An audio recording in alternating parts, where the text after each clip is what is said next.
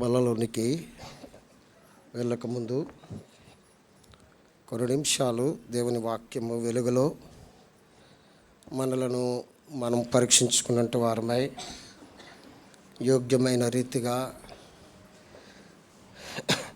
ప్రభు చేయవేలాగున ప్రభు అటువంటి పరీక్ష మనకు దయచేయునుగాక.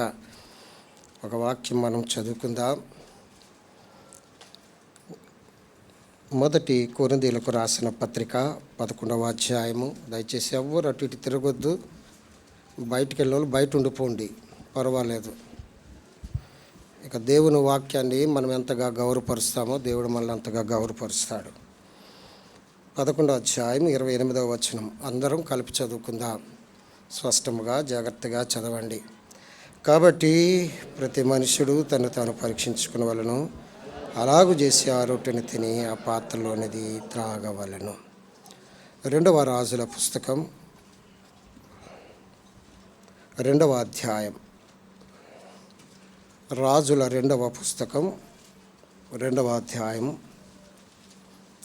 23వ వచనం, లేకపోతే చాలండి 23వ వచనం చదువుకుందాం. 23వ వచనం చదువుకుందాం. అందరం కలిపి చదువుకుందాం.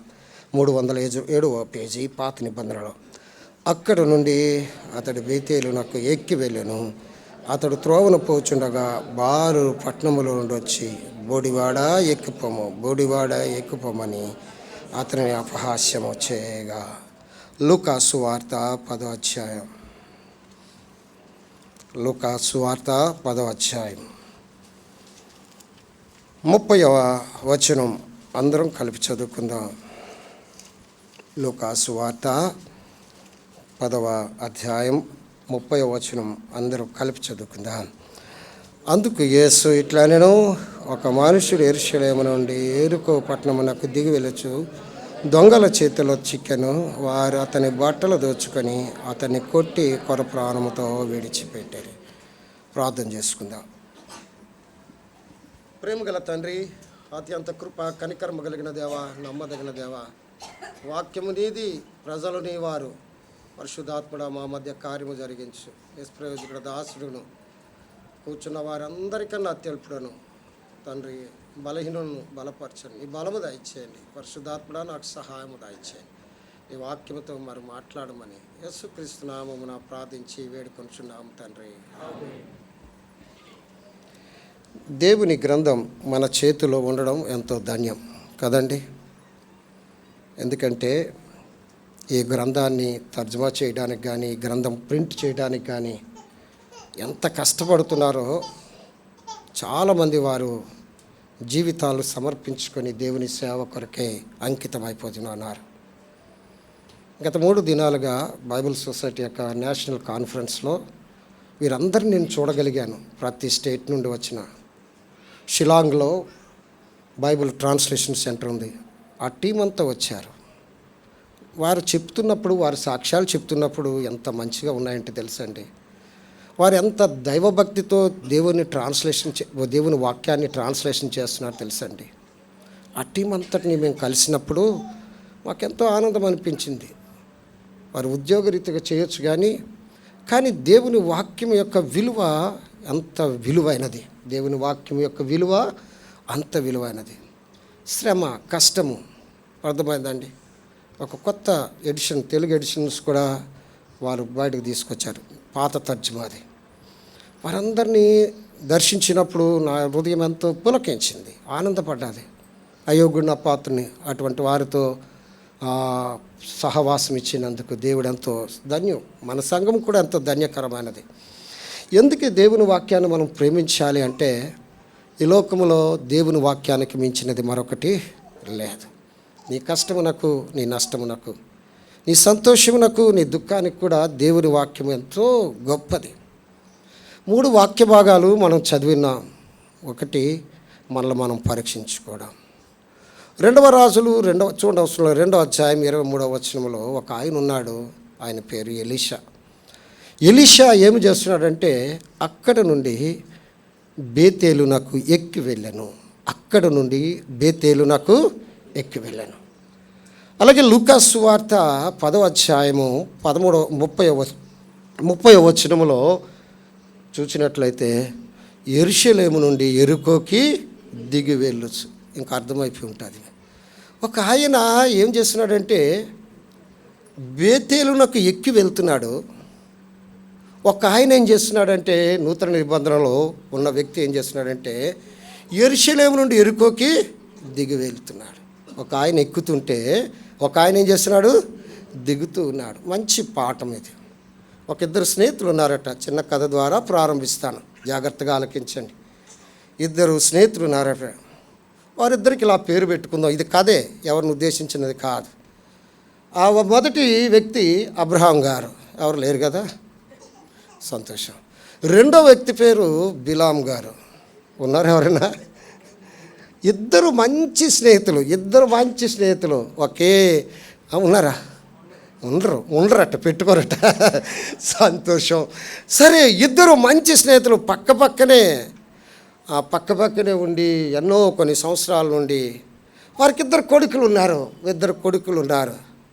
ఒక కొడుకు పేరు అబ్రహాం గారి కొడుకు పేరు జోసెఫ్ అట. అబ్రహాం గారి కొడుకు పేరు ఏం పేరు?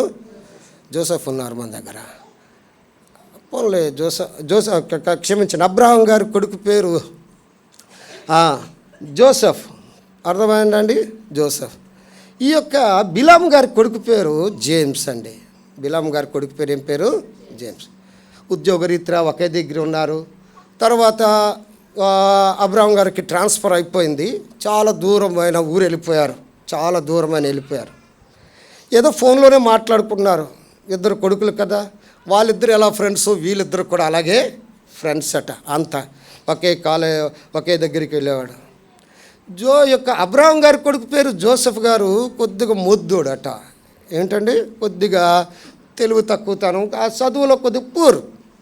అలాగే ఇక బిలాం గారు కొడుకున్నాడు కదా, బిలాం గారి కొడుకు టాపరు. ఏం పేరు ఆయన పేరు? జేమ్స్. బాగుంది అంటే మీరు వింటున్నారో లేదు, మంచి టాపర్. ఈ కుటుంబాలు ఉద్యోగరీత్యాగా విడిపోయి చాలా దినాలు చాలా దూరం ఉన్నారు. చాలా దూరం ఉన్న తర్వాత అనుకోకుండా ఒకసారి ఇద్దరు కూడా ఒక స్టేషన్లో కలుసుకున్నారట. నువ్వేంట్రా అని కౌగిలించుకొని, ఇక ఆనందం ఎలా ఉంటుంది? చాలా సంవత్సరాల క్రితం ఉన్న ఆ యొక్క ఆనందం ఎలా ఉంటుంది అంటే చాలా సంతోషంగా ఉంటుంది కదా.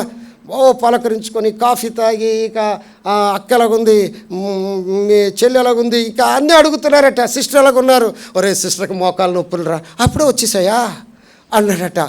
సరే మా సిస్టర్ ఎలా ఉంది అన్నాడు. మా సిస్టర్కి ఆమెకి హెడ్ఏక్ రా. ఏంటి హెడ్ఏక్? కళ్ళద్దలు వేయించవచ్చు కదా. ఇలాగా ఇక కుటుంబ విషయాలన్నీ మాట్లాడుకున్నారట. మాట్లాడుకొని ఓకే, ఎక్కడికి వస్తారు ఇప్పుడు? బాగా చెప్పారు. ఎక్కడికి వస్తారు? పిల్లల దగ్గరికి వస్తారు కదా. పిల్లల దగ్గర, అరే ఏం చేస్తున్నాడు రా జోసెఫ్ అంటే, నీకు తెలుసు కదరా, వాడు ఫస్ట్ నుండి ఏం చేస్తున్నాడండి, చదువులో పూరే కదా, ఏం చేస్తాడు అన్నాడు. అవునరా, నేను విన్నాను నీ గురించి, నీ కొడుకు గురించి. జేమ్స్ చాలా తెలివైనడట కదా, బ్యాంక్ మేనేజర్ ఉద్యోగం వచ్చిందట కదా అన్నాడు. అవునరా, దేవుని వచ్చింది అని అన్నాడట. ఏం చేస్తున్నారా? అప్పుడు చెప్పడం మొదలెట్టాడట. జేమ్స్ గురించి చెప్పడం మొదలెట్టేట. ఏంటంటే, ఒరే వాడు బ్యాంక్ ఉద్యోగస్తుడు. దేవుడు చిన్నతనంలోనే చాలా జ్ఞాపకం చేసుకొని అతడు ఎక్కడంటే మంచి ఉద్యోగం, బ్యాంక్ మేనేజరు ఉద్యోగం వచ్చింది. కానీ మాయిదారి వ్యసనం ఒకటి పట్టిందిరా వాడిని. మాయిదారి వ్యసనం, మానలేని వ్యసనం పట్టింది. ఏంటో తెలుసా? తాగుడుకు అలవాటు పడిపోయాడు రా. జాగ్రత్త వినండి, తాగుడుకు అలవాటు పడిపోయాడు రా. నిజమా అంటాడు. ఆయన ఏమైందో తెలుసా? వాడు ఆఫీసులో ఉన్నత స్థానం మేనేజర్ అయిపోయి వాడిని తీసేలేక వాడి యొక్క గ్రేడ్ని ఏం చేశారంటే ప్రమోట్ చేశారు. అంటే వాడిని ఏం చేశారంటే ఒక క్లర్క్గా పెట్టేశారు రా, జీతం ఇవ్వాలని. అయినా తాగుడు మానలేదురా. తాగుడు మానకపోతే అనేకమైన బ్యాంక్ కదా, లావాదేవీల్లో తప్పులు వస్తున్నాయనేసి వాడిని ఏం చేశారు, వాడిని తీసేలేక ఇంకా ఏం చేశారంటే ప్రమోట్ చేసి ఊరికి అలాగ ఆఫీస్లో కూర్చొని ఏదో ఫైల్ చూస్తుండు అనేసి వాడిని తీసేలేక ఆ రీతిగా ఉన్నాడండి అని అన్నాడట. ఇంకా చాడు ఏంటంటే, అయినా వాడు తాగుడు మానలేదు.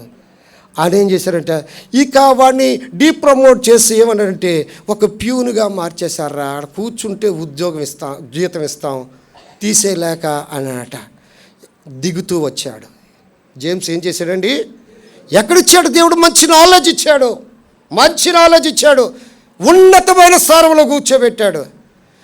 అరే మరి జోసెఫ్ ఏం చేస్తున్నాడ్రా? ఇదిరా నా కదా, ఇప్పటికీ ఒక అవకాశం ఉందిరా, వాడు ఇప్పటికైనా తాగుడు మానితే మంచి పోస్టులో వాడిని కూర్చోబెట్టి వాడి కుటుంబం పాడవకూడదని అతను భరిస్తున్నారా, బ్యాంకు ఉద్యోగస్తులు వాడి కుటుంబం పాడవకూడదని భరిస్తున్నారా, ఇప్పటికైనా వాడు తాగుడు మానితే వాడిని మళ్ళీ వాడి సీటు ఆడికి ఇస్తానికి రెడీగా ఉన్నారా అని చెప్పాడట. ఆవిడన్నా మరి నీ కొడుకు ఏం చేస్తున్నారా? అబ్రహాముని అడిగారు.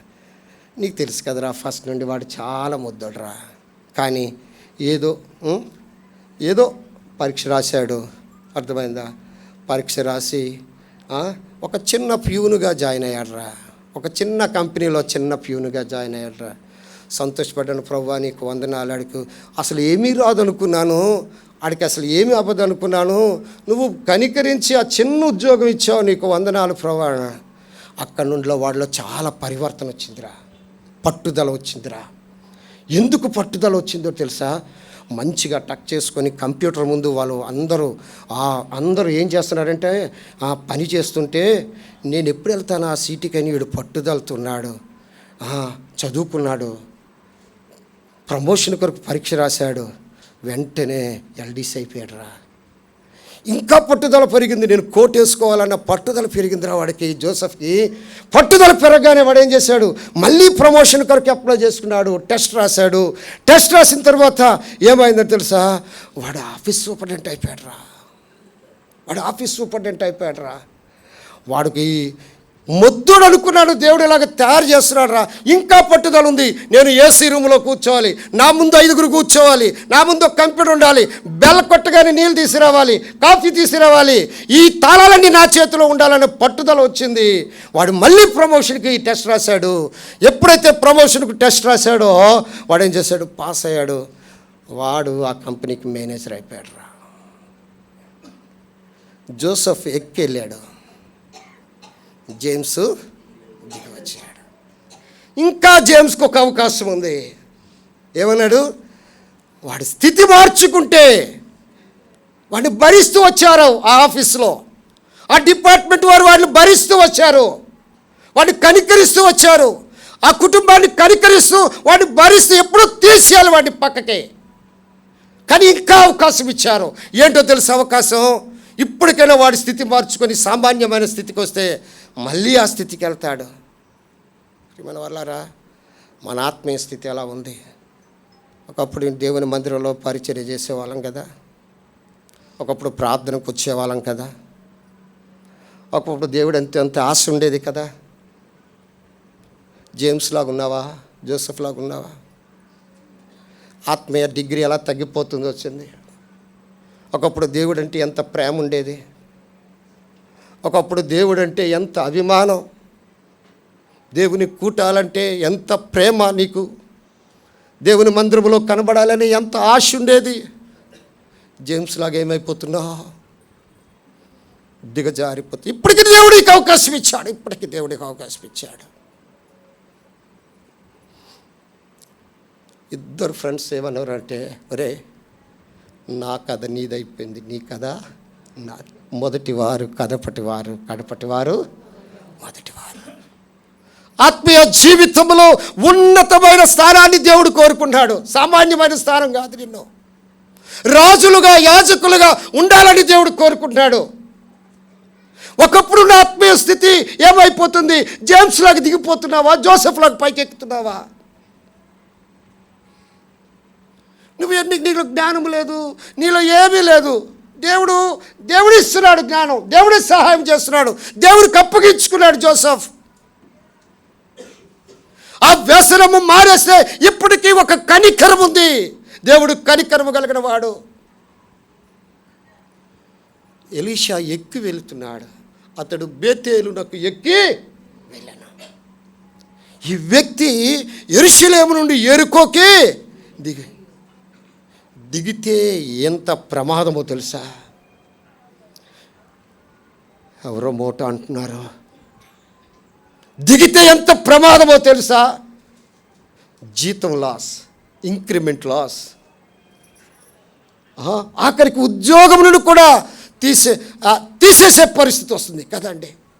ఈ వ్యక్తి దిగుతూ వెళ్తున్నాడు. లూకాసు సువార్త 10వ అధ్యాయం, లూకాసు సువార్త 10వ అధ్యాయం 10వ అధ్యాయం 30వ వచనములో, ఒక మనుషుడు యెరూషలేము నుండి యెరికో పట్టణమునకు దిగి వెళ్ళొచ్చు. దిగుతున్నాడు, దిగి వెళ్తున్నాడు, దిగిపోతున్నాడు. ఎవరైనా ఈ రీతికి చెప్తారా అండి? నా కొడుకు పీజీ చేశాడండి, పీజీ నుండి డిగ్రీకి వచ్చాడండి, డిగ్రీ నుండి ఇంటర్కి వచ్చాడండి, దేవుని మహాకృప వలన 10th వచ్చేసాడు, దేవుని యొక్క మహాకృప వలన 5వ తరగతికి వచ్చేసాడు, దేవుని మహాకృప వలన ఎక్కడ ప్రారంభించాడు అక్కడికి వచ్చేసాడండి, అదే నాకు సంతోషం అండి అని అనగలరా? ఎక్కడ ప్రారంభించాడు అక్కడికే వచ్చేసాడు అనగలరా? ఏం చెప్తావు నువ్వేం చెప్తావు? అయ్యా ఆడు చదవడు అనుకున్నాం కానీ ఆడు ఇలా చదువుతాడు అనుకోలేదండి, పీజీ చేశాడు సార్, డాక్టర్ చేశారు సార్. మన బిడ్డలనే మనము సామాన్యముగా ఉన్నత స్థితిలో ఉండాలనుకుంటే నువ్వు దేవుని మందిరం మారేయడానికి నీ ఆత్మీయ స్థితిలో సిగ్గులేదా? దిగిపోవడానికి సిగ్గులేదా? ఆత్మీయ స్థితిలో ఉన్నతానికి వెళ్తావా? ఆత్మీయ స్థితిలో దిగజారిపోతావా?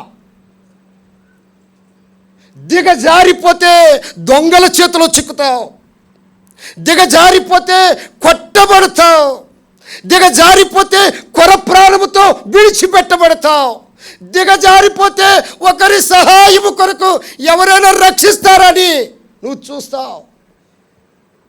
ఆయన కనికరము కలిగిన దేవుడు జేమ్స్కి ఇంకొక అవకాశం ఇచ్చాడు. ఏంటో తెలుసా? వాడది మానేస్తే, ఆ వ్యసనమును మానేస్తే, తన జీవితాన్ని మార్చుకుంటే మళ్ళీ ఆ స్థితికి వెళ్తాడు. ఒక మంచి సమరయుడు వచ్చాడు, కనికరపడ్డాడు, జాలి పడ్డాడు, నూనె రాశాడు, గాయాలు కట్టాడు, ద్రాక్షరసము తాగించాడు, నూనె పోసి అన్ని శుభ్రం చేశాడు. తన యొక్క గాడిద మీద ఎక్కించుకొని, అయ్యా ఈడు కొద్దిగా బువ్వ పెట్టండి, అయ్యా ఈడు కొద్దిగా ఆహారం పెట్టండి, పూట కూలి వారికి అప్పగించాడు. ఎలా ఉంది నీ స్థితి? మొదట నీ స్థితి మంచిగా ప్రారంభించావు, మంచి నిర్ణయాలు తీసుకున్నావు, మంచిగా దేవుని సన్నిధిలో కనబడ్డావు. ఇప్పుడు నీ గ్రాఫ్ ఎలా ఉంది? అతడు దిగి వెళ్ళుచు. మర్చిపోకండి, ఏం చేస్తున్నాడు? దిగితే చాలా ప్రమాదం. దిగి వెళ్ళేవారు ఎందుకు దిగి వెళ్తారు? చూడండి, ఒక మాట చూద్దామా, ఎందుకు దిగి వెళ్తారు చూడండి. కీర్తన గ్రంథం 9వ అధ్యాయం 17వ వచనం. ఎందుకు దిగి వెళ్ళిపోతారు? కీర్తన గ్రంథము 9వ అధ్యాయం 17వ వచనం, 9:17.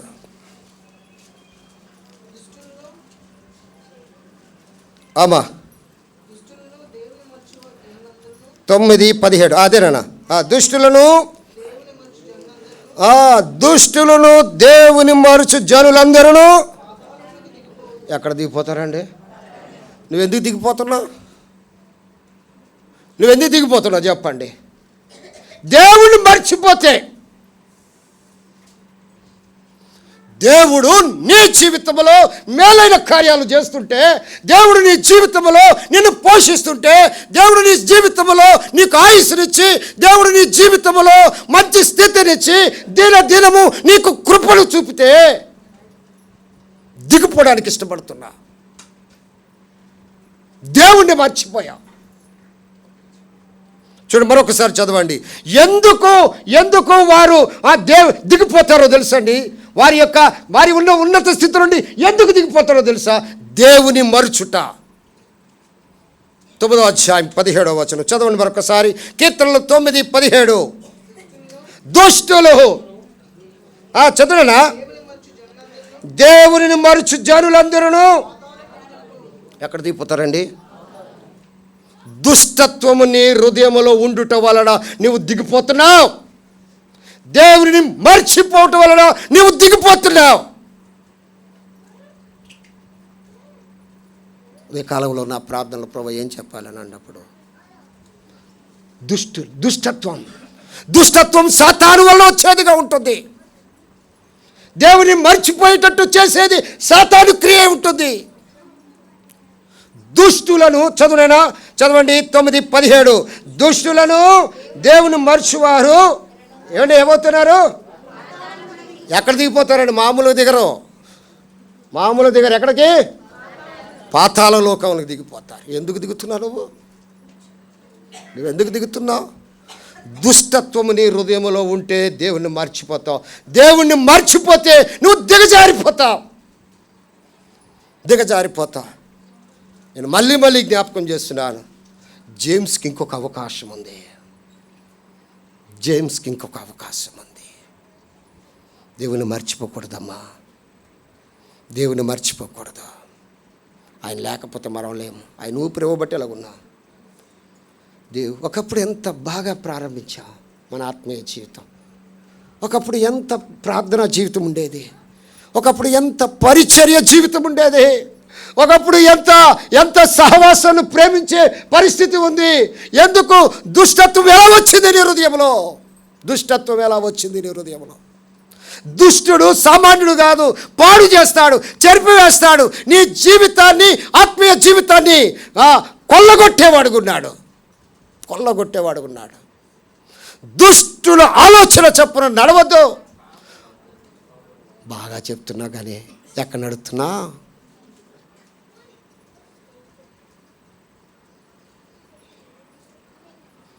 దుష్టత్వము నీ హృదయంలో ఉండుట వలన దిగజారు వస్తుంది. దేవుని మర్చిపోవటం వలన దిగజారుతనం వస్తుంది. ఇంకొక మాట చదువుదామా? యోబు గ్రంథం 33వ అధ్యాయం 34వ వచనం. 33, 34. క్షమించండి. ఒక్క మాట ఒక్క మాట మంచిది. చదువు 16వ వచనం. 16వ వచనం 33, 16 యోబు గ్రంథం. నరులు గర్విష్ఠులు కాకుండానట్లు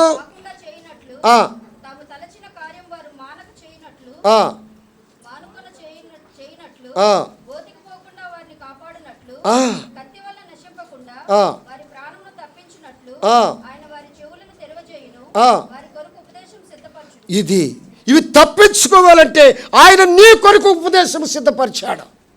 ఇది నీ కొరకు, నా కొరకు. చూడు ఎంత మంచిగా ఉందో. గోతులోకి పోకుండా కాపాడబట్టానికి తలసిన కార్యము ఏమవుతుందండి? తలసిన కార్యము మానుకునేటట్టు. తర్వాత ఏమి జరుగుతుంది? కత్తి వలన నశింపకుండానట్లు ఏం చేస్తున్నాడు ఆయన?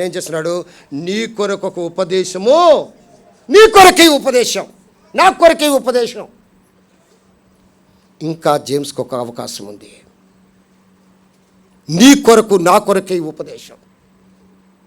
24వ వచనం చదువమ్మా. యోబు గ్రంథం 33, 24. దేవుడు వాని యందు కరుణ చూపి పాతాళములోనికి దిగి వెళ్ళకుండా ఆయన విడిపించను. ఇంకా అవకాశం ఉంది జేమ్స్కి. దేవుడు ఇంకా కరుణిస్తున్నాడు. దేవుడు వారిని కరుణించి పాతాళ లోకమునకి దిగి వెళ్ళకుండా వాడిని ఏం చేస్తాడండి? విడిపిస్తాడు. అయ్యా, ఆ బ్యాంక్ మేనేజర్స్ నా కొడుకుని భరిస్తున్నారండి. ఆ కుటుంబం అంతా వీధి పాలు కాకుండా, అడుక్కుని తినకుండా, ఆడు ఉన్నత స్థితిలో ఎలా దిగజారిపోయాడో వాడికి ఇక ఆ యొక్క క్లాస్ 4 జీతమైన వాడికి ఇస్తున్నాడండి తినాలని. ఇప్పటికీ చెప్తున్నారు. వాడు సామాన్యమైన స్థితిలోనికి వస్తే మళ్ళీ వాడి స్థితి మొదట స్థితి అవుతుంది. ఎంత మంచిగా ఉంది చూడండి. దేవుడు కరుణిస్తున్నాడు, దేవుడు విడిపిస్తున్నాడు. దేవుడు నీ కొరకు, దిగిపోయిన వారి కొరకు, దిగజారిన వారి కొరకు నీ కొరకు ఒక ఉపదేశాన్ని సిద్ధపరుస్తున్నాడు. ఉపదేశము స్వీకరిస్తావా? పరీక్షించుకుందాం. ప్రభు బలలోకి వెళ్ళే ముందు పరీక్షించుకుందాం. ప్రభు నా ఆత్మీయ జీవితం ఎక్కడ పతనమైపోయిందో, ప్రభు నేను చేసుకున్న తీర్మానం ఏమైపోయిందో, ప్రభు నేను ఈ సహవాసాన్ని ఎక్కడ ప్రేమించలేదో, ప్రభు నేను దిగిపోకూడదయ్యా, నేను దిగిపోకూడదు, నేను ఎక్కాలి. ప్రియమైన సోదరులారా, ఆత్మ మీలో పని చేసినప్పుడు నిజముగా పరీక్షించుకోండి. వాత వేయబడిన మనస్సాక్షి వలె ఉండదు. వాత వేయబడిన మనస్సాక్షి వలె చూడండి, ఒక కుర్రోడికి ఒక దెబ్బ కొట్టానుకో అమ్మా అంటాడు, రెండో దెబ్బ కొట్టుకో అంటాడు, మూడో దెబ్బ కొట్టుకో, నీ ఇష్టం ఎన్ని కొట్టుకుంటావు కొట్టుకో అంటాడు. మొండి తీరిపోయాడు. వాత వేయబడిన మనస్సాక్షి, జీవితంలో వాత వేయబడిన మనస్సాక్షి ఉంటే నువ్వు మొండిగా ఉంటావు. ఆత్మీయ జీవితంలో పాతాళ లోకములోనికి దిగిపోకుండా నిన్ను కరుణించడానికి ఆయన సిద్ధముగా ఉన్నాడు. పాతాళ లోకములోనికి దిగిపోకుండా నిన్ను విడిపించడానికి సిద్ధముగా ఉన్నాడు. పాతాళ లోకములోనికి దిగిపోకుండా నీ దుష్టత్వాన్ని తీసివేసి, దేవుని మర్చిపోయే స్థలాన్ని తీసివేసి నీకొకరికి ఒక ఉపదేశాన్ని సిద్ధపరిచాడు. నీ కొరకు ఒక ఉపదేశాన్ని సిద్ధపరిచాడు. స్వీకరిస్తావా? అసలు ఆ దేవుణ్ణి పట్టుకుంటేనండి మిగతావన్నీ మనం వెంట వస్తాయి. అర్థమైందండి? ఏమంటే ఒక సీఎం గారు మన ఊరికి వచ్చారనుకో, ఆయన ఏమంటాడు నా బట్టలు సర్దావా అని వాళ్ళ భార్యతో అంటారా? గొడుగు పెట్టావా, వర్షం వస్తుంది గొడుగు పెట్టావా అంటాడా? మరి నేను నా ట్యాబ్లెట్లు పెట్టావా అంటాడా? మరి నా పెన్ పెట్టావా అంటాడా? డ్రైవర్ ఎక్కడున్నాడు అంటాడా? ఆయన వస్తుంటే ఇవన్నీ దేవుని పని చేసి ఇవన్నీ దేవుని పని చేసి ఇవన్నీ ఫాలో అవుతుంటాయి. మన వెనకాల వస్తుంటాయి. పోషిస్తాడు, నడిపిస్తాడు, విడిపిస్తాడు. ఆయన మన కన్నీళ్ళ ప్రతి బాష్పబిందువుని తుడిచివేస్తాడు. దిగిపోవద్దమ్మా, దిగిపోవద్దు బాబు, దిగిపోవద్దు. నీ స్థితిని మార్చుకోకు. నీ పరిస్థితి ఏదైనా దేవుడిని అందుకే అంటాడు కదా, నేను ఎక్కలేనంత ఎత్తైన పర్వతం మీదకి నన్ను ఏమన్నాడండి? నేను ఎక్కలేనంత ఎత్తైన పర్వతం మీదకి నేను నన్ను ఎక్కించు. ఎవరన్నారు ఈ మాట? దావీదు అన్నాడు. ఎక్కడన్నాడు? ఇందాక కూడా చూసాం, కీర్తన గ్రంథం 61వ అధ్యాయం 2వ వచనం మనకు. అమ్మా ఎన్నో వచనం అమ్మది? 2వ వచనం 61:2. నా ప్రాణము తలనిలగా బూది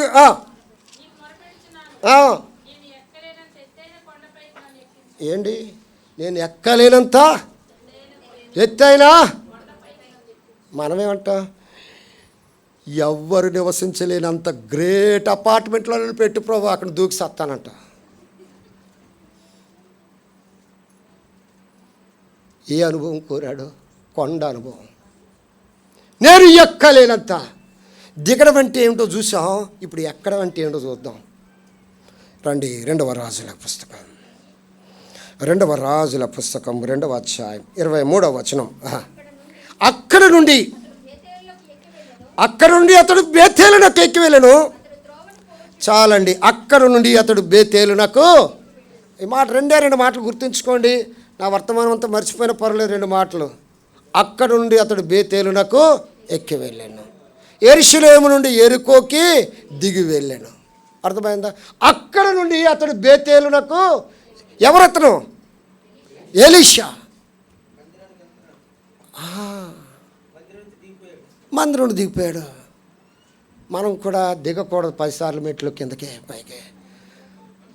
అర్థమైందండి? ఎందుకు కదులుతామో తెలియదండి. మందిరం నుండి బయటికి లోపలికి గలిబిలి అయిపోతాం. ఎందుకో తెలియదు. మందిరమునకు వెళ్తున్నాడు. బేతేలునుగా దేవుని మందిరం. ఇద్దరి దగ్గర కూడా యెరికో ఉంది. యెరికో నుండి బేతేలుకి వెళ్తున్నాడు ఇతడు ఎలీషా. యెరికో నుండి బేతేలుకి వెళ్తున్నాడు. బేతేలు ఎత్తైన ప్రదేశంలో ఉంది. దానికి సమాంతరముగా యెరూషలేము ఉంది. యెరూషలేమునకు సమాంతరముగా ఏదుందండి? యెరికో ఉంది. అర్థమైందండి? యెరూషలేము కొండ మీద పట్టణం, 7 కొండల మధ్య ఉంది యెరూషలేం. బేతేలు కూడా ఎత్తైన ప్రదేశంలో ఉంది. ఇప్పుడు ఎలీషా ఏం చేస్తున్నాడు? యెరికో నుండి బేతేలుకి వెళ్తున్నాడు. ఎక్కడ బేతేలు అనగా దేవుని శాపగ్రస్తమైన పట్టణము నుండి ఆశీర్వాదకరమైన స్థలానికి ప్రయాణం చేస్తున్నాడు. ఆశీర్వాదకరమైన యెరికో శపించబడింది కదండి. దాని పునాదులు వేస్తే అతడి జ్యేష్ఠ కుమారుడు చేస్తాడు. దాని గుమ్మాలు నిలబెడితే అతడు కనిష్ఠ కుమారుడు చనిపోతాడు. శాపగ్రస్తమైనదంతా కాలిపోయింది, పడిపోయింది. ఎలీషా ఇప్పుడు ఎక్కడి వెళ్తున్నాడండి?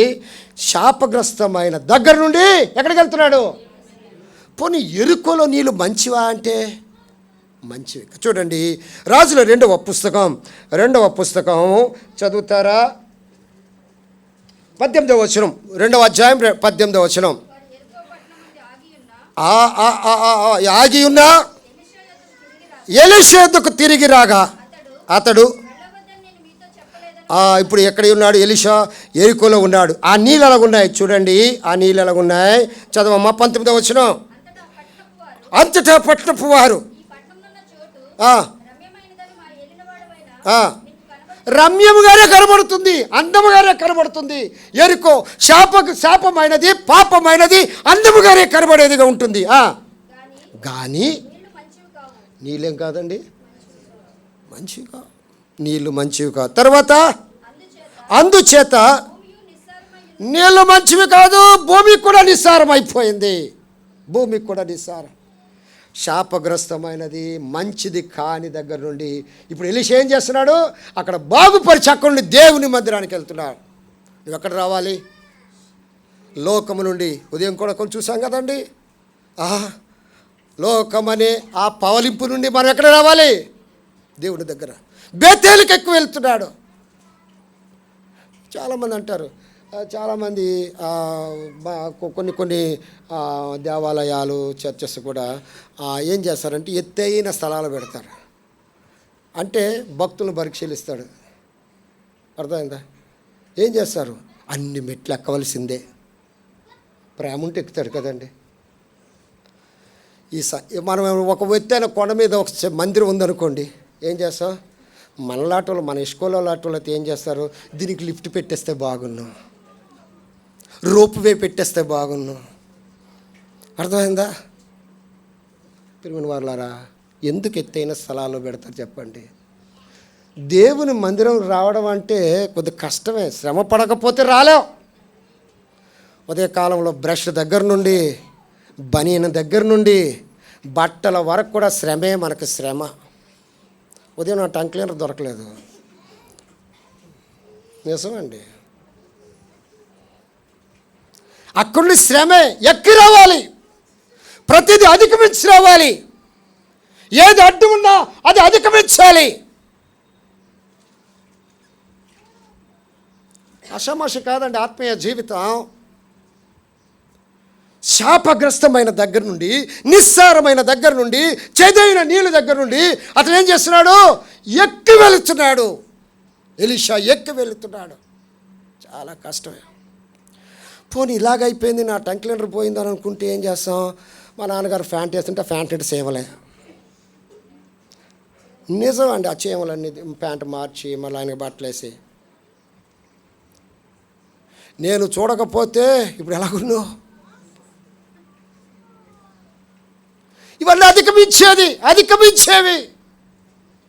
నువ్వు ఎక్కి వెళ్తే ఎలా ఉంటుంది తెలుసా? చూడండి, చదవండి 23వ వచనం.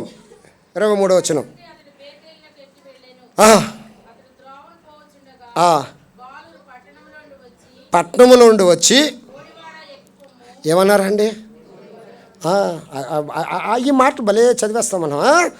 చదవండి, బోడివాడ ఎక్కిపోము.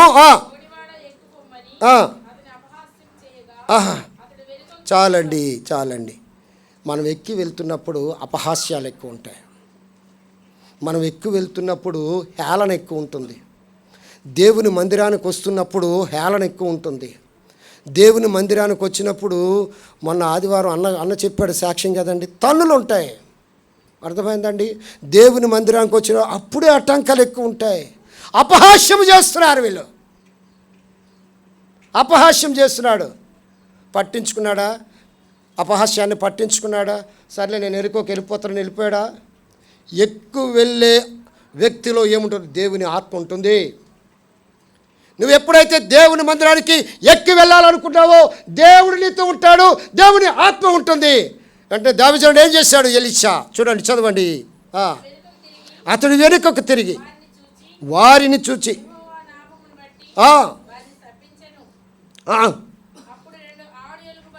ఎవరండి చెప్పండి, మొగలు చెప్పండి. రెండు చెప్పండి, మగవాళ్ళందరూ చెప్పండి.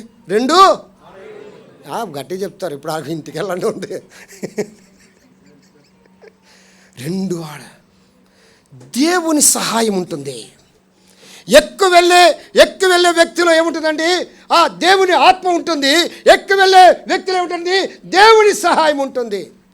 దేవుని సహాయం. నువ్వు ఎక్కువ వెళ్తే చాలు, దేవుని మందిరానికి వస్తే చాలు, దేవుని గణపరిస్తే చాలు, దేవుని మర్చిపోకుండా ఉంటే చాలు, దేవుని సహాయం నీ దగ్గర ఉంటుంది. ఎలీషా దగ్గర నిన్ను వెళ్తున్నాడు, అపహాసం చేస్తారు. ఎందుకమ్మా ఇద్దరు పిల్లలు పెట్టుకుని రావాలా చెప్పు? అలా అక్కడ సరిగా ఉంటారా చెప్పు?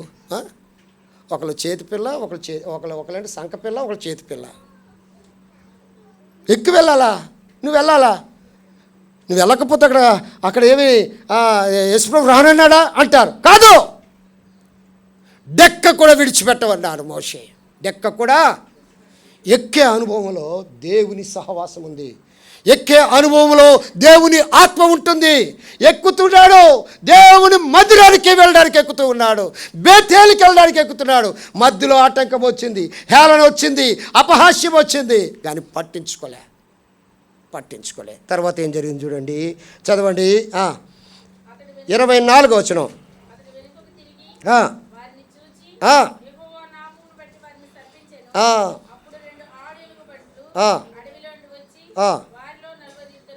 ఎంతమందినండి? సామాన్యం అది. 42 మందిని. అంటే ఎంతమంది ఉన్నారు? ఇలాగే జరిగితే ఇది ఇంటర్నేషనల్ న్యూస్. ఈ పాటికి మన టీవీలో ఏమవుతుంది? స్క్రోలింగు.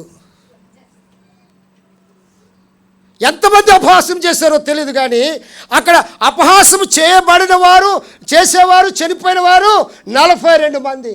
అంటే నువ్వు దేవుని మందిరానికి వస్తున్నప్పుడు నిన్ను అపహాసన చేసిన వారు ఎక్కువ మందే, తక్కువ మంది ఉండరు. కానీ ఏం చేశారు?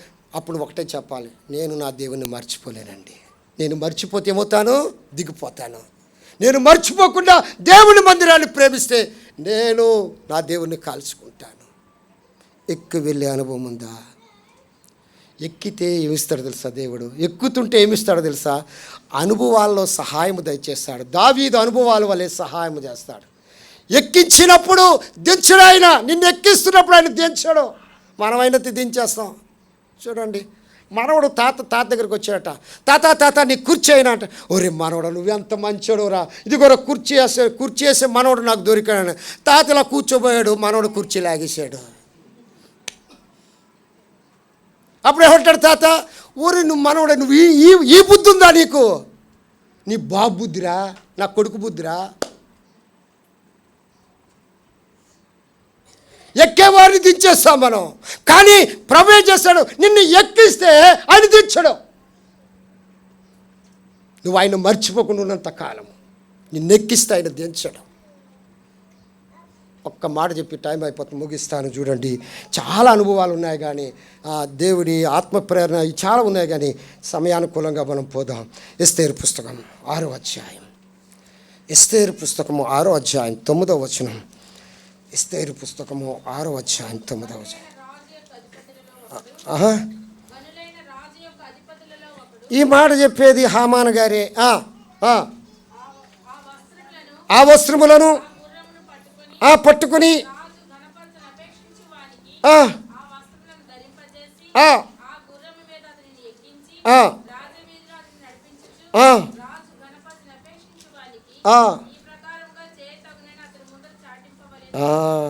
ఏమెక్కించాలండి? రాజుగారు గుర్రము ఎక్కించాలి. ఎక్కాడా మొద్దుకాయ? మొద్దుకాయ ఎక్కాడా లేదా? హామాను ఎక్కలేదు కదా, మొద్దుకాయ ఎక్కడా లేదా? దేవుణ్ణి మర్చిపోలేదు మొద్దుకాయ. ఓ ఎస్సారు, నువ్వు మర్చిపోయావేమో, నువ్వు రానివని మర్చిపోయావేమో, ఒకసారి జ్ఞాపకం చేసుకో. మన ప్రజలు ఇబ్బందికరమైన పరిస్థితులు ఉన్నారు, నువ్వు దేవుని మర్చిపోయావేమో, జ్ఞాపకం చేసుకో. ఎస్సారికే జ్ఞాపకం చేశాడు మొర్దెకై.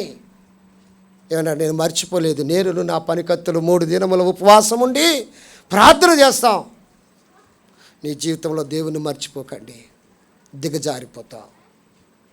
దేవుని మందిరాన్ని మర్చిపోకండి, దిగిపోతూ ఉంటావు. దిగిపోయి దిగిపోయి దిగిపోయి ఎక్కడికి వెళ్తా? పాతాళం. ఒకప్పుడు నీ యొక్క భక్తి ఎలా ఉంది, ఇప్పుడు నీ భక్తి ఎలా ఉంది? దేవుడు అన్నీ ఇచ్చిన తర్వాత నీ భక్తి ఎలా ఉంది? ఏమీ లేనప్పుడు నీ భక్తి ఎలా ఉంది? దేవుడు అన్నీ ఇచ్చిన తర్వాత నీ భక్తి ఎలా ఉంది? అన్నీ ఇచ్చిన తర్వాత నీ భక్తి ఎలా ఉంది? ఎక్కువ ఉందా, తక్కువ ఉందా? లేనప్పుడు లేదు ప్రభువా, లేదు ప్రభువా అనుకొని ఉపవాసం ఆయన కాలు పట్టుకొని వెళ్ళకుండా ఆపేస్తుంటాం పాద గుమ్మం దగ్గర. ఇచ్చిన తర్వాత ఏమంటాం? కాలు వదిలేస్తాం, వెళ్ళిపో ప్రభు అని తోసేస్తాం. అన్నీ ఇచ్చిన తర్వాత నీ భక్తి వెలుగుంది. ఎక్కుతున్నావా, దిగుతున్నావా? ఎక్కుతున్నావా, దిగుతున్నావా? ఎక్కే అనుభవం ఉండాలి కానీ దిగే అనుభవం ఉండకూడదు. ఎక్కే అనుభవం ఉండాలి. నా కొడుకు పీజీ అయితే నేను ఎంత సంతోషిస్తాను, నా కొడుకు పీజీ నుండి ఎల్కేజీకి వస్తే నేను ఎంత సంతోషిస్తానా? ప్రభు అంతే, ఆయన మన తండ్రి, ఆయన మన తండ్రి. ఇప్పుడు నువ్వు ఎవరిలా ఉండాలనుకుంటున్నావు? జోసెఫ్ వలె ఉండాలనుకుంటున్నావా? జేమ్స్ వలె ఉండాలనుకుంటున్నావా? జేమ్స్కి ఇంకొక తరుణం ఉంది.